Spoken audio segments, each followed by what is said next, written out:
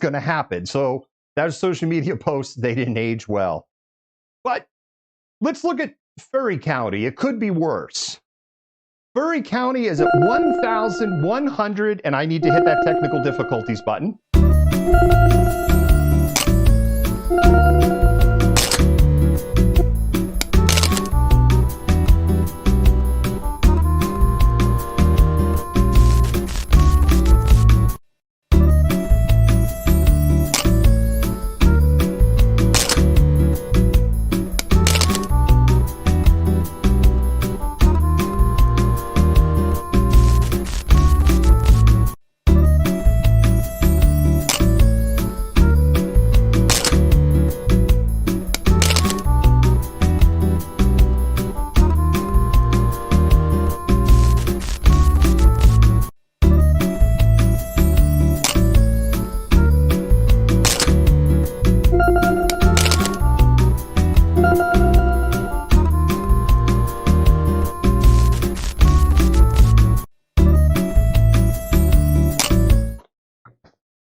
Welcome back, Jennifer.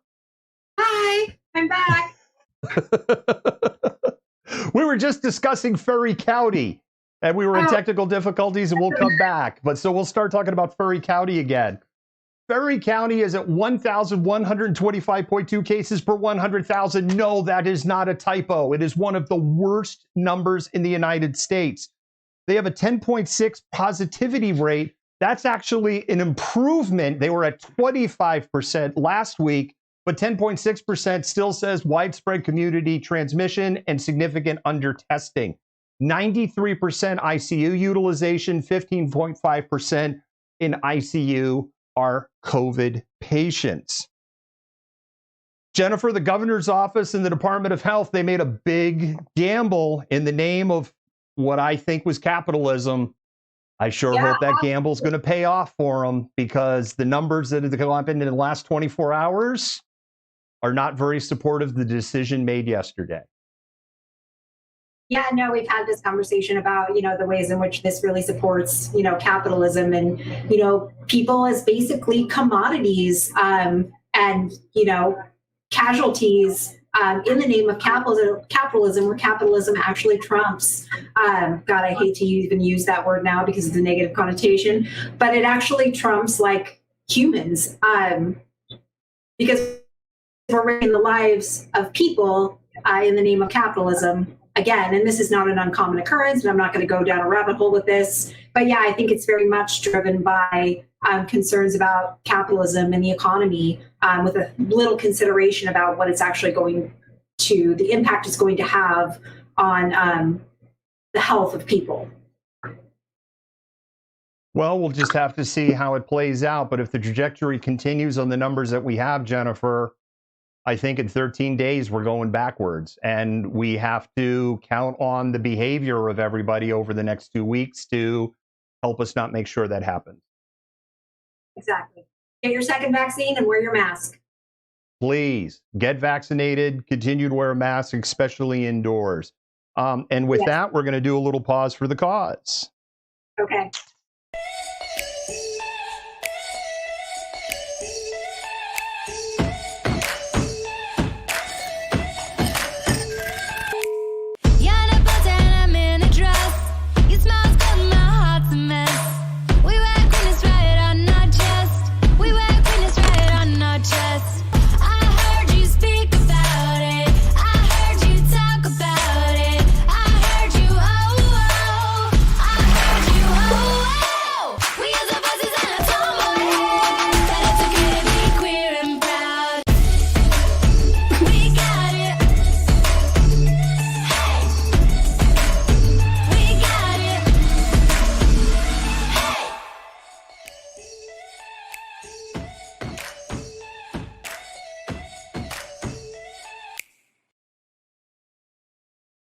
We have tickets. We have tickets to give away tonight.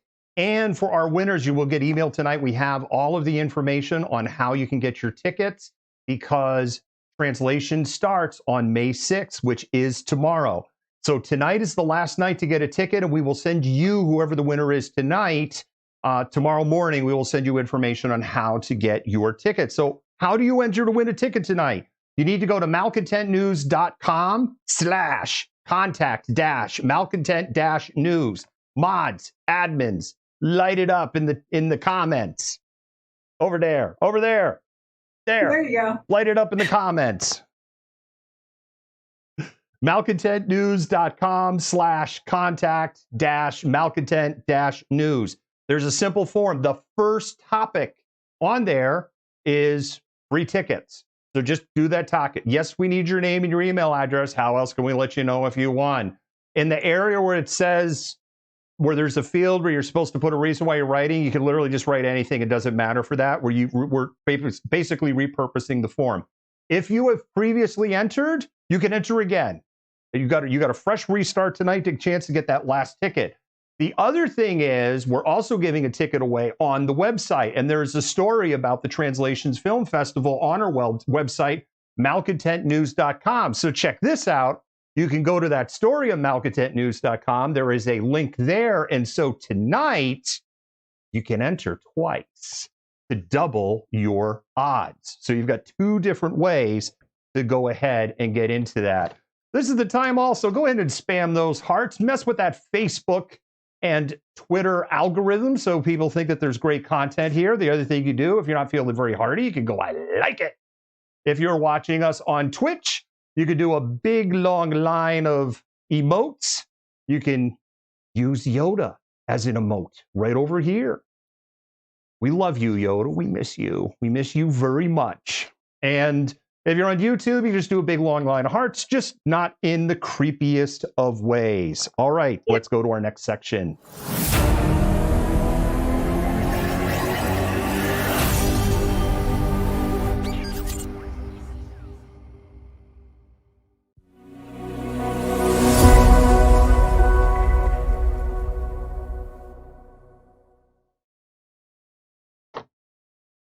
No corrections tonight. We have no corrections tonight, but we do have some stories that we're tracking that are worth mentioning. Jennifer, Derek Chauvin's legal team has filed a motion for a retrial. This was largely expected that they would try to find something. They are saying he couldn't get a fair trial due to the publicity around the case. Isn't that interesting, considering how the police tried to slag George Floyd out for the whole year before the case happened? Alleges jury misconduct and intimidation. Photos of a juror, Brandon Mitchell, emerged of him in Washington, D.C. for the 50th anniversary memorial of Dr. Martin Luther King I Had a Dream speech. Legal experts don't think that there's really any mojo there to turn the conviction over. This isn't surprising that they did this. Everybody was expecting some kind of appeal. And typically with capital crimes like this, it is very common to file an appeal like this. Interesting, Chauvin's sentencing date got moved out. It is now June 25. Prosecutors in that case also, Jennifer, asking for an extraordinary sentence due to the particular cruelty of his actions against George Floyd. Yeah, and so just to be clear, Brandon Mitchell, one of the reasons was not just solely his presence at the march, but the fact that he was wearing a Black Lives Matter shirt. And they felt that in some way biased him towards Derek Chauvin. He is, in fact, a Black man. So, of course, he's going to believe, as he should, that Black Lives Matter. So, yeah, this just seems like a really big stretch to me. But, you know, we'll have to follow it and see what happens. We will. Shelley, I love the emotes that you use, the icons in the chat there. There's a particular sound associated with that. Wear a mask. Jennifer, you've got an update for us. Yeah. Oh, gross. Atlanta police officer Garrett Rolfe is getting his job back. Rolfe shot and killed a fleeing Rashard Brooks in a Wendy's parking lot. Rolfe, who is getting his job back after the Atlanta Civil Service Board said he was, quote, not afforded due process, kind of like the person he murdered. Rolfe is criminally charged with murder in the death of Brooks.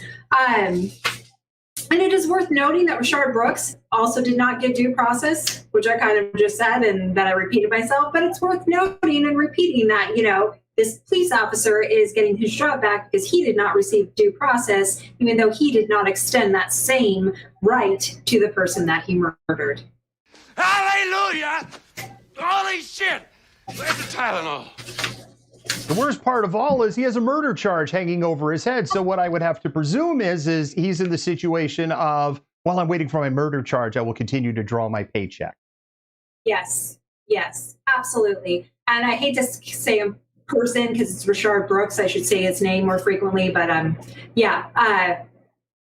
it's just like so ironic to me that this man can have this police officer can kill Rayshard Brooks and, have this this hook that gets him back his job, gets him off the hook and gets him back his job. But he's a murderer. Like, he has a murder charge hanging over his head, and he's going to go back into the police force with a murder charge hanging over his head. America. Yeah. Man. America's like that smoking hot woman on 90 Days Fiancé, or that buff dude that is just a human train wreck. Family of Jesse Saray has announced there will be a candlelight vigil for their second anniversary of his death. It's going to be on May 31, 2021. I know, that's Memorial Day. It's at 1402 Auburn Way in Auburn. It's from 6 to 7 p.m. Malcontents, they're holding it where Jesse's life was ended. That family is not getting the support that it deserves from the protest community. I don't understand why. I'm not going to beat the hammer on it anymore. If you can go and show solidarity, please go and show solidarity. Jeff Nelson is charged with Jesse Saray's murder. He is the first and only police officer charged in the state of Washington after I-940 passed. We are going on 14 months since Manny Ellis's last words of, "I can't breathe, sir," and there has been no justice for Manny Ellis.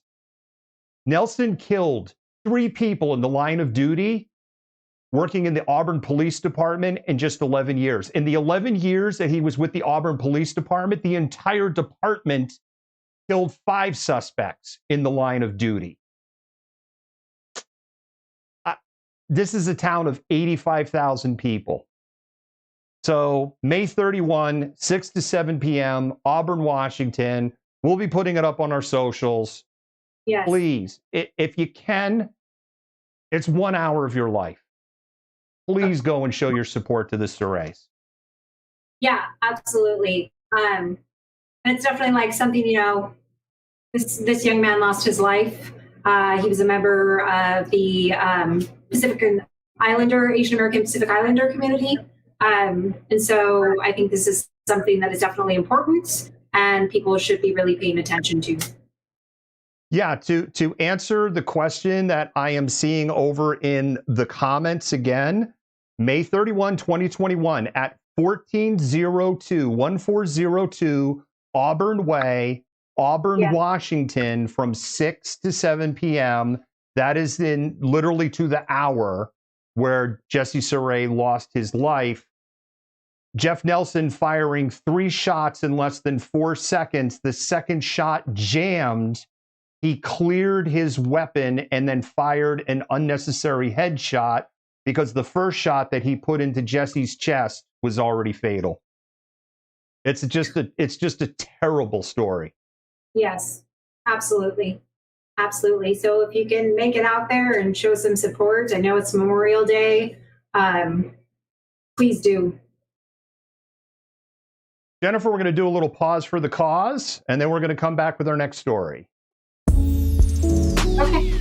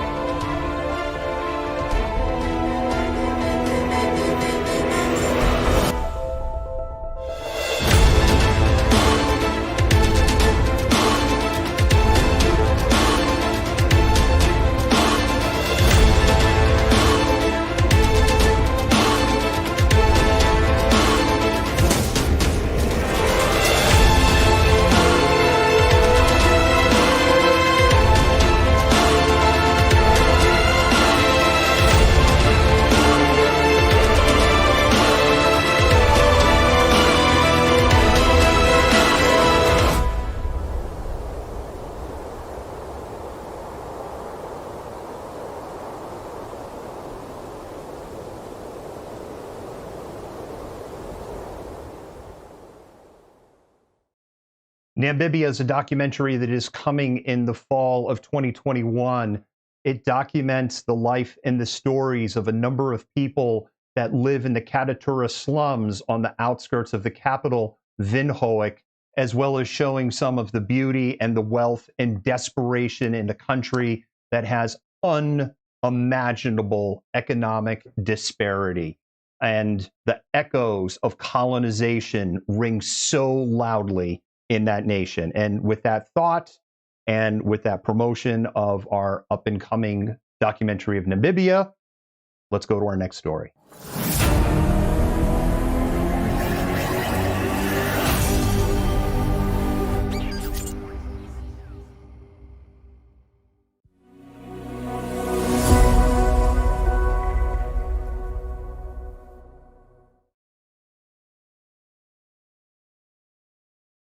Hey everybody, it's Cinco de Mayo, which, by the way, is not Mexican Independence Day. That's actually in September. It actually occurred in September of 1821 when Mexico decolonized from Spain. But for some reason, there are many white people out there wishing people that they assume to be Mexican happy independence. So I'm just gonna tonight break down some of the historical facts about Cinco de Mayo. But first, I know we have a video clip that kind of does a tour of some of the forts at the location of the battle in Puebla. It's actually Puebla de Los Angeles in eastern Mexico. So, David, if you want to roll that, and then I will Cinco de Mayo means May 5th, and it's celebrated across the country of Mexico. Every year, they celebrate the victory of the Mexican army in Puebla against the French Empire. They won this battle in Puebla in 1862 under the leadership of Ignacio Zaragoza, who was the general at the time.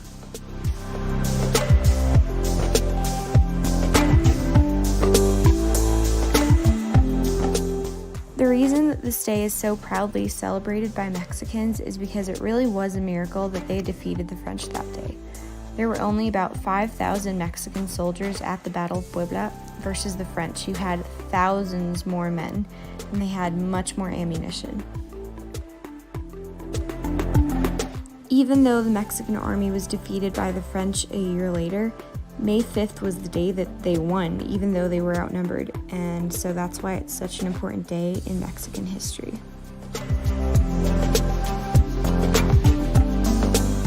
Shortly after Cinco de Mayo and the battle in Puebla, the French power came to an end. It only lasted about 3 years, and the Mexicans took back the capital, which is Mexico City, and they executed the dictator/emperor, who was a man named Maximilian.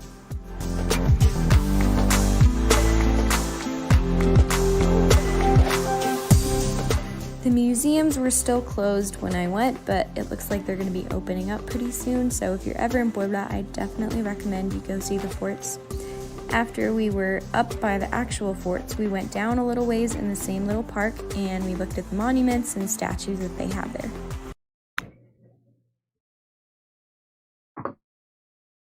Yeah, so that was just kind of a little background on Cinco de Mayo.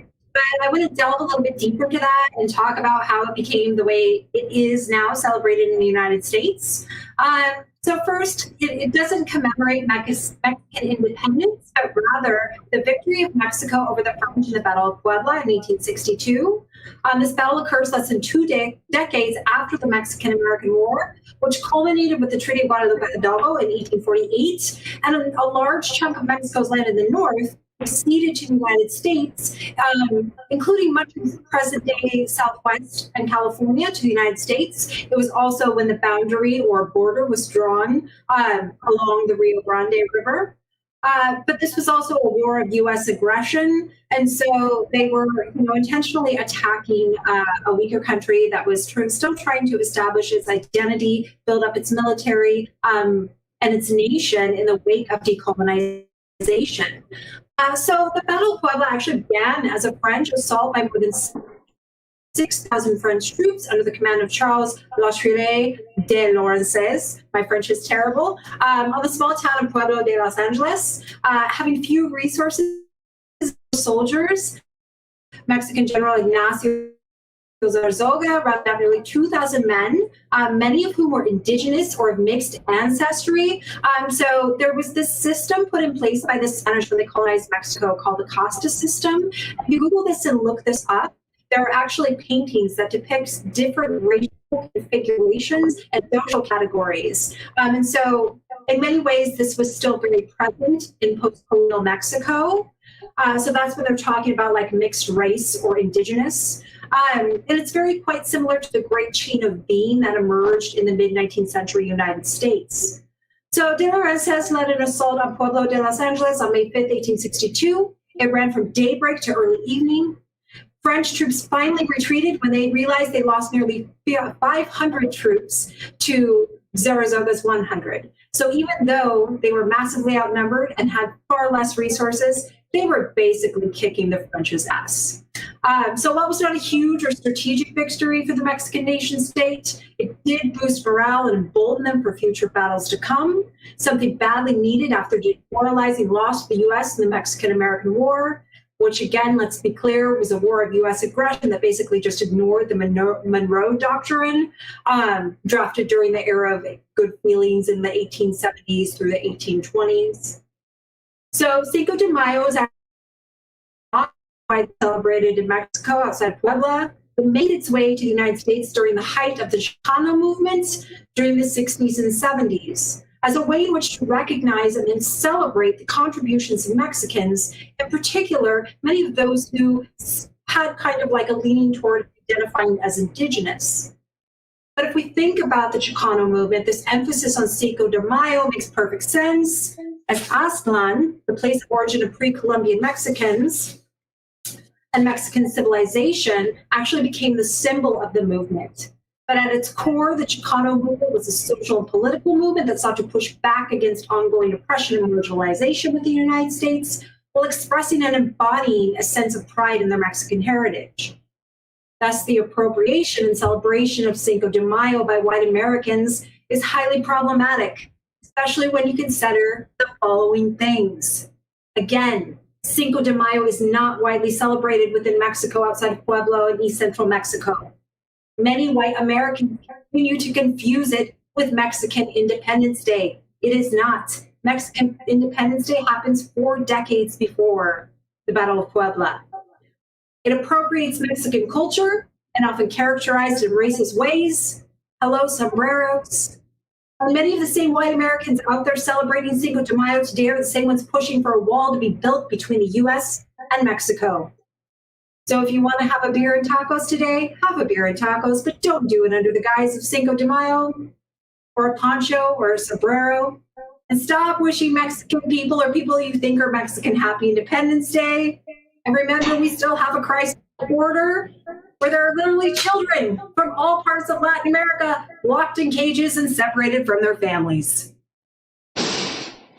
And still waiting for an answer on what they're going to do about that. I do find irony. I lived in Houston for 8 years, and I was there, Jennifer, during a time where Cinco de Mayo was going through this cultural appropriation phase. Mm-hmm. And I want to be real careful because not everybody, particularly Houston is almost a blue city at this point. It is very deep purple. Harris County is just teetering on becoming blue. So not everybody thinks that way. But there are definitely people in the United States, to your point, that are eating tacos, drinking beer. They brushed off their Selena MP3s. And all the while, they're talking about how immigrants are taking the jobs and how Trump was screwed out and not trying to finish the wall, even though he said he was going to finish the wall in less than a year and do it for less than $2 billion. And he was going to make Mexico pay for all of it. And none of that happened. Yeah, exactly. And I think it's really disrespectful to the people that don't take the time to learn a little bit about Cinco de Mayo and still continue to refer to it as Mexican Independence Day. Absolutely. The video that we use, I want to give a call out to Emma Victoria Travel. You can find her. I'm going to plug her channel because young BIPOC woman. You can find her on YouTube by searching for Emma Victoria Travel. I'm not worried about plugging because she's not a commercial enterprise. She's just doing it. I'm impressed with her videography work. I'm impressed with her narration. And she only has 34 subscribers, and one of them is me. So Emma Victoria Travel, I would love for her to wake up tomorrow morning and go, how come I have 75 or 100 followers? What happened last night? Yes. Yes. And she has a series of videos about Mexico, and that's all she has. She just looks like she kind of started her channel a month ago. So one more time, Emma Victoria Travel. Show some love. What's that again? Show some love. Definitely share the love. Thank you so much for that. We're going to do a pause for the cause. I think people know which one this is. And then we're going to go on to our final story.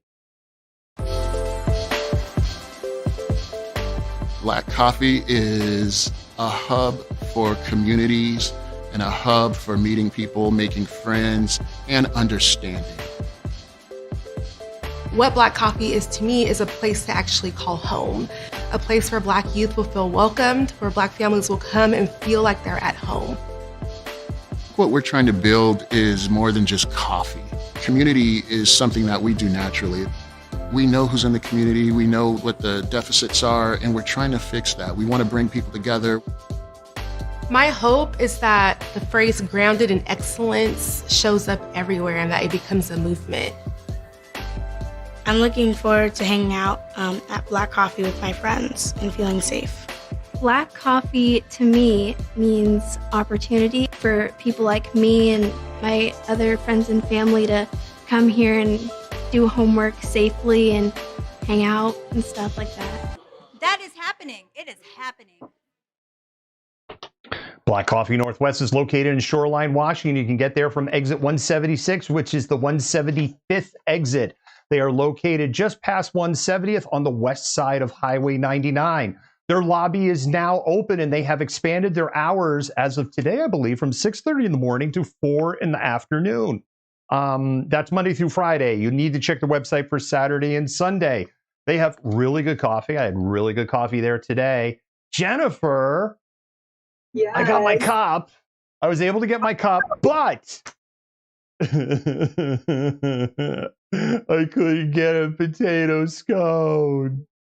I know, and you were very sad, and you had to get some Burger King sandwich, and it was like a huge letdown.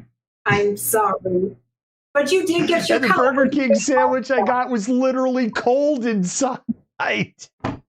That's tragic. I also would like to shout out the person. How do you screw up a Burger King crust sandwich? I know, it's heartbreaking. But I just want to point out that last week, one of our viewers kindly referred to me as the potato scone of humans, and that was like the highest compliment ever. So thank you.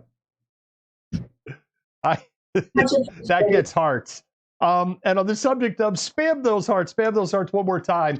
Mess around with the Facebook and Twitter algorithms, make people think that there's good content here, even though everybody thinks we're just a bag of dicks, it seems at times. But you can go ahead and lie to the world and let them know we're not. If you're watching us on YouTube or Twitch and you're going, I can't do that on Twitch, you can use our amazing emotes, including Yoda the Wonder Pug. We miss you, Yoda. And you can go ahead and drop those emotes there, including Yoda. If you're there on YouTube, we love you over there on YouTube, but apparently you could just do is like type some hearts or go, I love you mods or something like that. Jennifer, let's go to our final story of the night.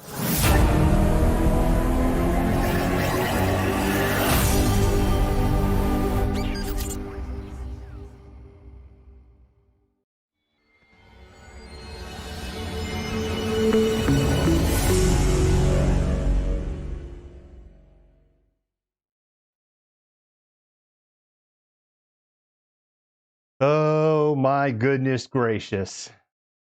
If you've tried to buy a vehicle, lumber, a new cell phone, a graphics card, you probably have experienced some problems in trying to make those purchases. If you've had to rent a car, problem. The US birth rate is the lowest it's been in 100 years.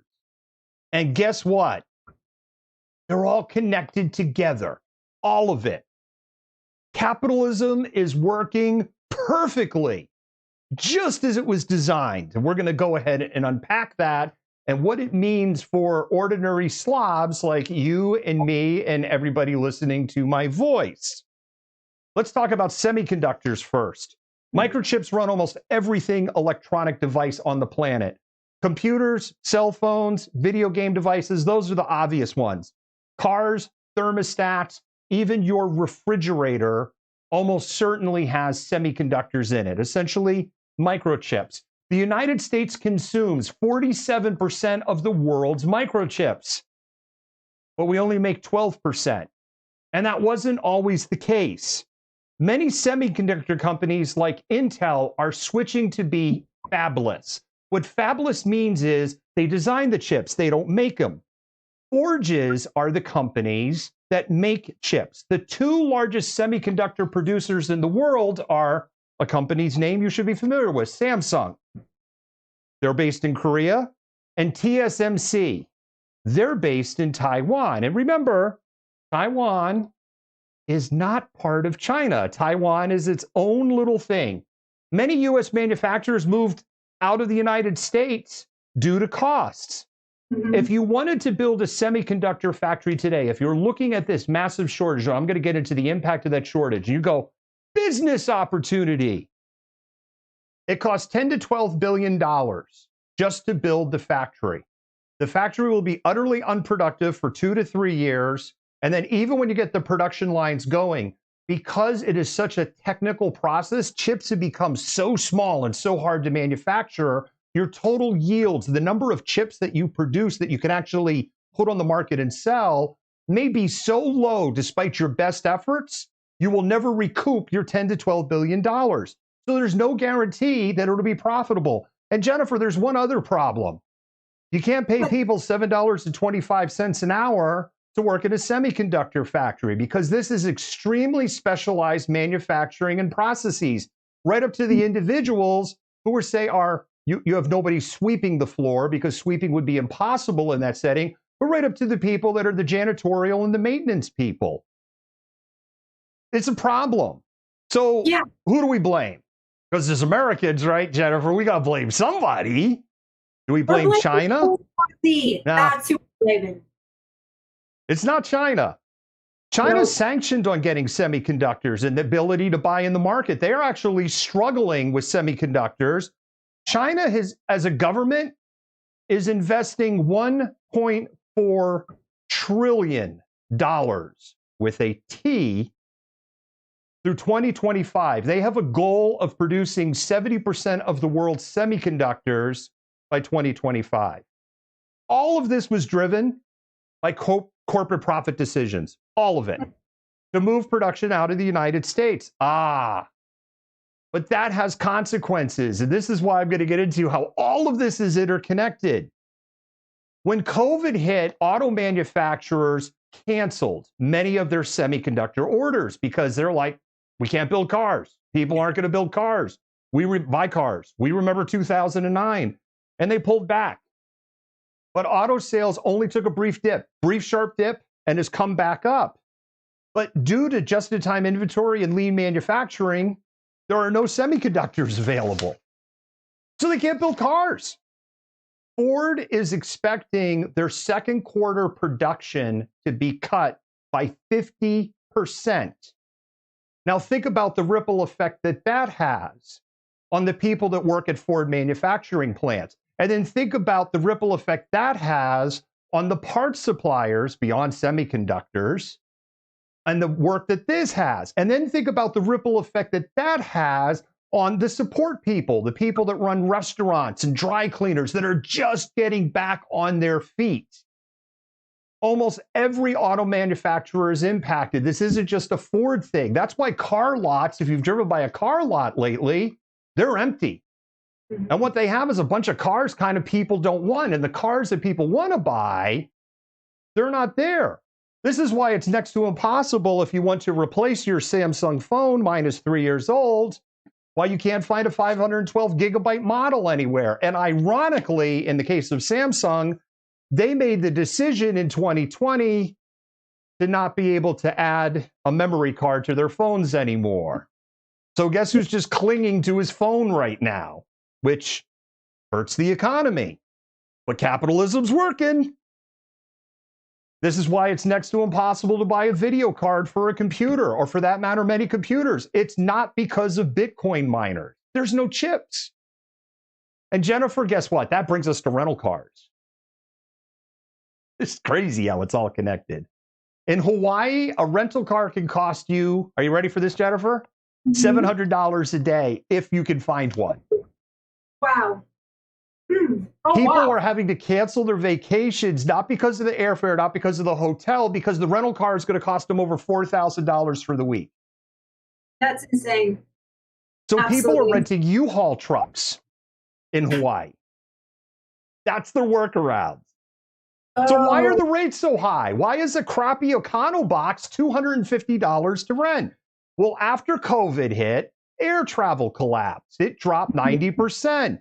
And the rental car companies dumped all their fleets. Hertz went bankrupt in February of 2020. And that was widely expected because Hertz was already circling the drain. So all these companies dumped, in the case of Hertz, they dumped 90% of their fleet. But travel's coming back now. So now these rental car companies are going, hey, hello, Toyota. Yeah, we would like 60,000 Camrys, like tomorrow. Now, 2019, Toyota would go, cool, we're going to move 60,000 Camrys. But Toyota's going, sorry, we can't do it because we have all these Camrys that are half built over here because there's no microchips. The rental car companies have gotten so desperate, Jennifer, they are buying used cars at auctions to put in fleets. Ironically, in some cases, literally buying cars like Nissan Altimas that they dumped for fleet sales, and they are buying them back at auction and having to pay more money than what they dumped them at. So this is not only driving up demand for rental cars, but it's driving up the price of used cars. And for the average slob, because a new car today is $50,000, they can't afford a new car. So they go to buy a used car. But now you can't buy used cars. Capitalism. It's amazing, isn't it? No, not really. Not really. Which leads us to gasoline, diesel, and aviation fuel. I'm not done. This is all connected together. According to the National Tank Truck Carriers, a trade group, 20 to 25% of the United States tanker trucks are parked because there's no drivers for them. Drivers were laid off when COVID hit, and there was already a shortage of drivers. And drivers are not coming back to their jobs. They're not coming back to their jobs because their unemployment's too good. Even if that was the truth when it comes to tanker truck drivers, because actually tanker truck drivers are among the best paid. We're going to get into that. That actually isn't the problem. Federal regulations prevent drivers who have a drug and alcohol conviction of any kind from hauling motor fuels. I'm not saying that's a bad thing. I probably don't want somebody with 3 DUIs in their history hauling around 30,000 gallons of gasoline behind them on 2 trailers. Fuel companies that ship fuel can't hire inexperienced drivers. So they can't pull people out of truck driving school because their insurance companies are going, no. Drivers need to have this, or you're not going to get insurance, because insurance companies don't want that liability of some new driver hauling 30,000 gallons of gasoline and something terrible happened. The issue is the last mile. Let's be really clear about that. This isn't an issue of there's not enough oil. There's plenty of oil. The Keystone Pipeline is still flowing. Joe Biden hasn't banned fracking, despite the fact what your crazy Uncle Ed may be telling you on Facebook. There are plenty of production-ready wells across the United States that are just ready to start pumping oil again.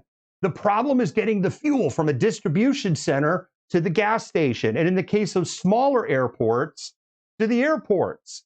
Larger airports generally do have a direct pipeline to the airports because they use so much fuel. All of that, what they call in logistics, last mile, is done by trucks.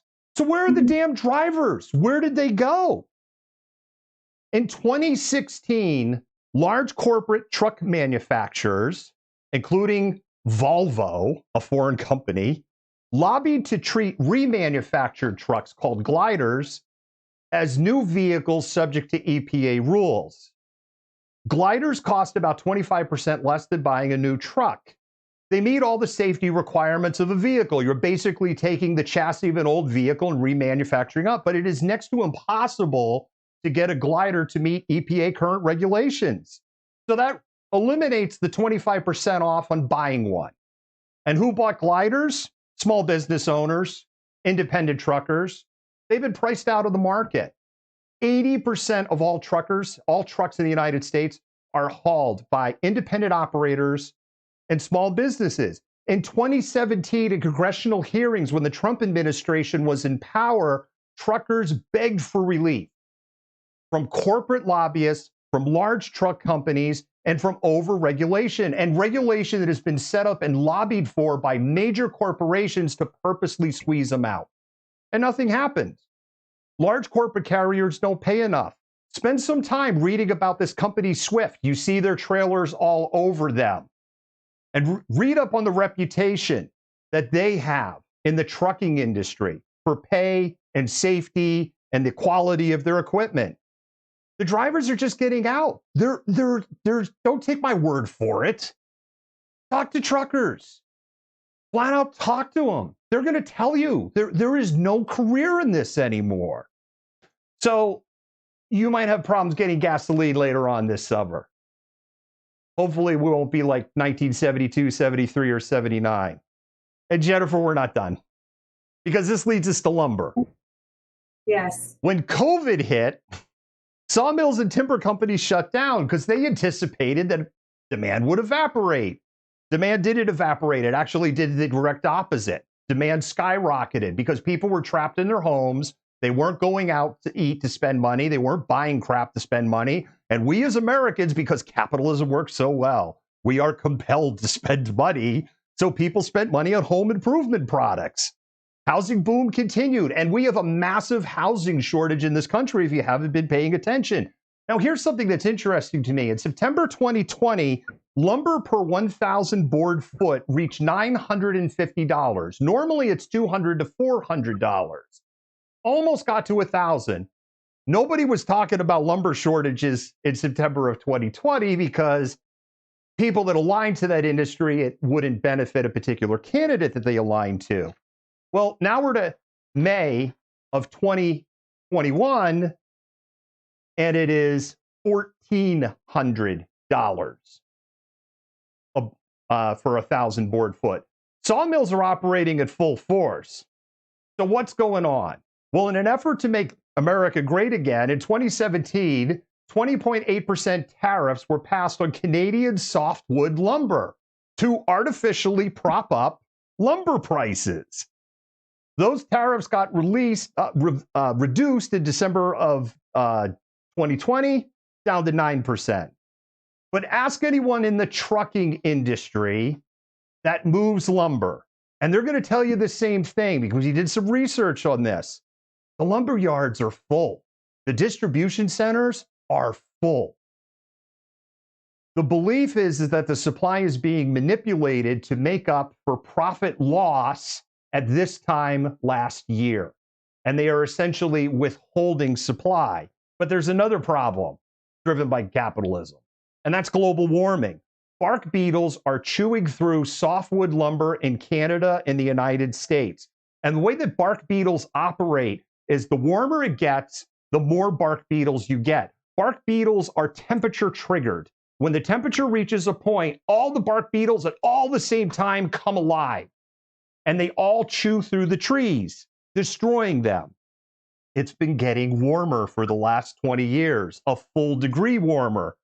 And we have more bark beetles. Canada saw 5 million acres of timber destroyed from 2015 to date. The United States, 12.3 million acres. Mills shut down. Small timber operators shut down. Fuels for wildfire exploded. And you can't harvest the infected lumber because if you take the infected lumber, you may infect non-infected areas. The market's rebounding and the supply is getting better, but nobody's coming back to work. There's no people. Why? The pay is low. The work is hard. Some people were forced to move because bark beetles and climate change destroyed the habitat where they were working. And again, Don't take my word for it. Go talk to people that live in these red areas and identify with red politics and what is going on. And they will tell you. Truck drivers that pull up into these lumber yards will tell you there's no lumber shortage. There's plenty of lumber, which leads to the birth rate. And we're going to get to the punchline. Childcare is expensive. Mississippi has the lowest average childcare, $5,400 per child. Massachusetts has the highest, $20,900 a child. They're like this huge outlier. Like, I don't know what's going on. Hallelujah! Holy shit! The median cost is $11,200. So 2 children will cost a family about $2,000 a month for taking care of 2 kids in childcare. That's the average in the United States. $2,000 for 2 kids in Washington State is a joke. Average student loan payment in the United States is $400 a month. Average national rent for a 3-bedroom is $1,300, is going to get you an efficiency in King County and not a nice efficiency. A college-educated millennial family will spend on average $4,100 a month on childcare, rent, and student loans. $49,200 a year in after-tax dollars to have 2 kids. That's before food, clothing, insurance, transportation, utilities, savings, retirement. Yeah. So why is the birth rate so low? Millennials and Gen X can't afford to have kids. They're priced out of the market in procreating. The median household income in the United States, household, not individual, household, $68,703. How, with a median income of $68,700, and if you have childcare for 2 kids, a basic crappy apartment, and student loan debt, that's going to $49,200 after tax, that $68,700 number is before tax. How do you afford to have kids? And if you're living the van lifestyle, and even if you're trying to go, the van lifestyle is cool, you're not going to have kids. And guess who else is living the van lifestyle? Truckers. Go ahead and ask them. They can't even afford to have a house anymore if you're an independent trucker. And a lot of them just live in their truck. They're trying to make the best out of it. All of this is because of capitalism and the beauty of a market-driven economy. While China prepares to invest $1.4 trillion to become the semiconductor production leader in the world, Apple has enough money to build 15 semiconductor factories tomorrow, and they would have $45 billion left over.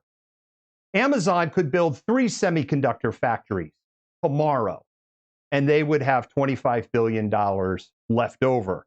We can't even agree as a country to replace our schools, our roads, our bridges, our electrical grid, and our water systems, all of which ironically need semiconductors to run.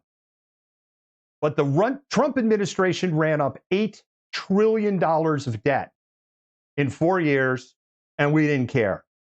And now capitalism is getting ready to take a big faceplant, and guess who's going to pick up the check? You and me and people like Jennifer. We're the ones stuck. So if you subscribe to the idea of Make America Great, I want you to ponder this. If China were to invade Taiwan, and China's actually made it pretty clear that they intend to take Taiwan back within the next decade, one way or the other, and they cut off Korea in the process, because it's kind of in the same neighborhood, we would be cut off from our semiconductors. That means our military would not be able to build more military shit or repair the military shit that they have. We would essentially be like Ford, a bunch of half-built fighter planes and ships sitting in a lot somewhere waiting for semiconductors. Capitalism and the lobbying efforts of corporations have crushed small business and got us where we are today. The real question is, what do we do to get out of here Or do we have the will to do anything at all? Give it a thought. Yeah, David, we're in the throes of late stage capitalism because it's no longer sustainable, and people, the working class, can no longer survive. If we're thinking about Marxism, and you and I had a discussion about Marxism earlier as being, something that's like potentially dead on arrival. Marxism, he created this notion of capitalism and wrote the Communist Manifesto on communism as, something, a cure for the ills of colonialism, in particular things like slavery. There was the working class, the bourgeoisie. The working class can no longer essentially even really afford to work, especially when you factor in the cost of childcare, when you factor in the cost of student loans, when you factor in the cost of transportation, when you factor in the cost of gas. So what does the bourgeoisie then do to remedy this? They're running out of options because capitalism is really no longer that sustainable. So, again, we talked about capitalism, we talked about Marxism, but there's a lot of other really great literature that critiques Marxism and gives alternative solutions that people who are invested in ideas of Marxism and communism should be reading. Frantz Fanon. And a recent book by an indigenous scholar by the name of Glenn Coutard, who not only picks up upon, the threads in Fanon's work, but also critiques some of the things that Marx did not consider in capitalism. So we need to start thinking about collectively as a people, how do we get beyond this? And what is it going to look like when capitalism, is in like its final moments, when it's on the verge of collapse? Where do we get out of it from there? And what are we going to do next? One of the things that's interesting about Marx, and I struggled and read it all. One of the things that's always frustrating for me is when people, Marx and Marxism. I was like, have you ever read this manifesto? I wouldn't touch it. Do you ever take an economics 101 class? No. Yeah. How do you know what you're even talking about? Feel like if you the fatal flaw in Marx's thinking is that Marx never accounted for the inherent greed in human beings and the corruption that inherent greed brings into the system. Yeah, I think he was aware of it. He didn't maybe account for it necessarily in the Communist Manifesto or even thinking more broadly in Capital. But he was aware of it because he understood that there was a need for an alternative path, economic path, that was more equitable, especially in the context of slavery, because slavery is capitalism. We still have racial capitalism as a result of the institution of slavery. So I think maybe he didn't flesh that out in the ways that he could have. But I think it was there. He considered it. It just wasn't fully developed. It's interesting when you talk about capitalism and slavery, because there's a Rick and Morty episode that sticks out in my mind about teeny verses and tiny verses. And, Yes. They're explaining about how this micro universe is creating all the power for the larger universe, but it's okay because they don't know what they're doing and they're still free and they get to buy homes and procreate and go on vacation. And the running gag through that entire episode as they go into successively smaller and smaller micro universes is that just sounds like slavery with extra steps. Yeah, no, and I think it's really interesting to me and so evident how like white supremacist we are as a nation, that there are still ongoing debates between scholars about whether or not slavery is capitalism. There's still, all of these debates between economic historians. It's only been recently that we've had historical scholarship come out, about the link between slavery and capitalism. There's some really great books. Ed Baptiste, The Half Has Never Been Told. Walter Johnson wrote some amazing books on slavery, that are escaping my mind, River of Dark Dreams and Soul by Soul. There's tons of work being done by Black historians and scholars writing about the connection between slavery and capitalism, and racial capitalism. My God, there's so much great work out there that I wish people would tap into to better understand the system and how it, in particular, it plays upon notions of race. Well, 13th Amendment, to oversimplify, there's no slavery unless you commit a crime. What country has the largest prison population in the planet, both in terms of per capita and total number? 22% of the world's prison population is in the land of the free and the home of the brave, the United States of America. Coincidence? I don't think so. No, I mean, and the 13th Amendment basically gave the loophole for slavery that was then picked up through the black codes. And so you could basically be arrested for not having a job and then put into a chain gang and be re-enslaved for years. I mean, slavery, again, I'm going to say it again, slavery never ended. It's just taken different forms. It's more covert now than it was before. So yeah, it basically is. Student loans are slavery. And look at the resistance on providing forgiveness for that.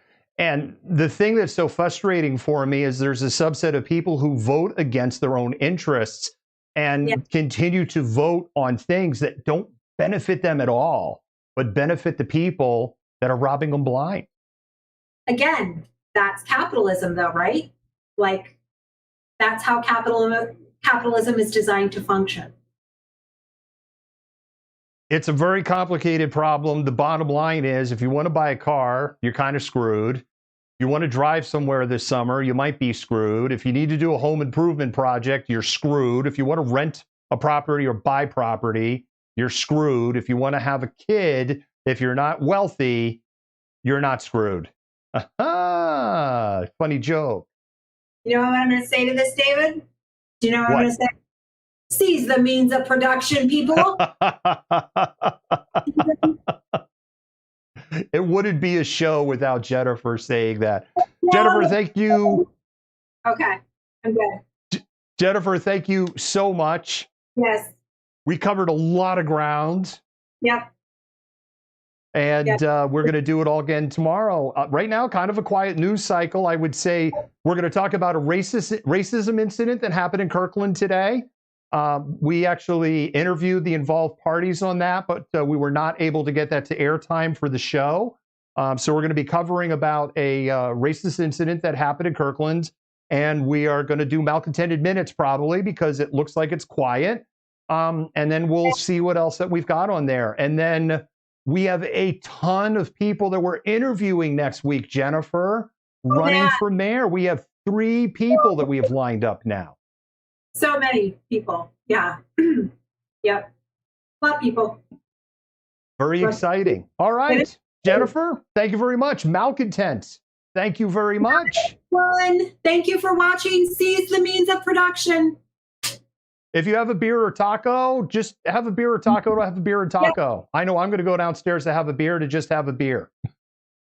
Yeah, yes, just have a beer. Don't say Happy Independence Day to people you think are Mexican. No, I'm not saying Happy Mexican Independence Day. That is for sure. By the way, stupid question. I probably noticed I changed up the lighting here in Studio 2. Love your feedback because part of what I'm experimenting with in the lighting here, what's lighting going to look like when we're both here in the studio together? We're about 3 to 4 weeks away from that. And we won't have glitchy internet from the UW anymore. All right. Malcontents, we're out. Good night. Malcontent News is a team of journalists, activists, and researchers with 3 key missions. A commitment to show an unfiltered view of the before, during, and after of key events live as it happens. To defend the First Amendment using our rights of a free press. And to amplify the voices of underrepresented individuals including Black, Indigenous, persons of color, and the LGBTQIA+ community. Our team is committed to seeking equality for all and holding those in power accountable. The easiest way to support Malcontent News is to bookmark our website at malcontentnews.com, like and follow us on Facebook, subscribe to us on YouTube, and follow us on Twitter, TikTok, Twitch, Instagram, and in the Google News app. To provide financial support, you can become a patron, make a one-time donation through Venmo, or link your Twitch account to your Amazon Prime account and use your free subscription to subscribe to Malcontent News. Thank you for supporting independent journalism and for being a malcontent.